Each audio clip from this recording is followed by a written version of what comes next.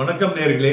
Sectoral sentiment indicator, இந்த indicator என்னன்னு பாத்தீங்கன்னாக்க அந்த நம்பர் ஆஃப் ஸ்டாக்ஸ் இந்த செக்டரல் இண்டைசஸ்ல trading above the 200-day moving average, அது வந்து நமக்கு ஒரு இம்ப்ரூவிங் ஆர் டிக்ளைனிங் பர்ஃபார்மன்ஸ் கொடுக்குதுன்னு சொல்லலாம். இப்ப கரண்டா பார்த்தோம்னா போன வாரத்துல ஆல் செக்டார்ஸ் பார்த்தோம்னா க்ளோஸ் டு 200-day மூவிங் ஆவரேஜுக்கு மேல தான் முடிவடைந்திருக்கிறது. இது ஒரு பாசிட்டிவ் பர்ஃபார்மன்ஸ் இந்த மார்க்கெட்னு சொல்லலாம். ஸோ அது மாதிரி வேரியஸ் மூமெண்ட்ஸ் அக்ராஸ் டிஃபரெண்ட் செக்டாரையும் நம்ம பார்க்கலாம்.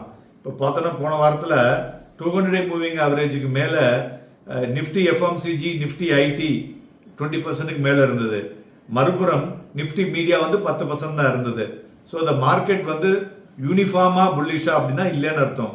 மறுபுறம் பார்த்தீங்கன்னாக்கா pharma 15% and private bank financial சர்வீசஸ்லாம் டிக்ளைன் பை 10%.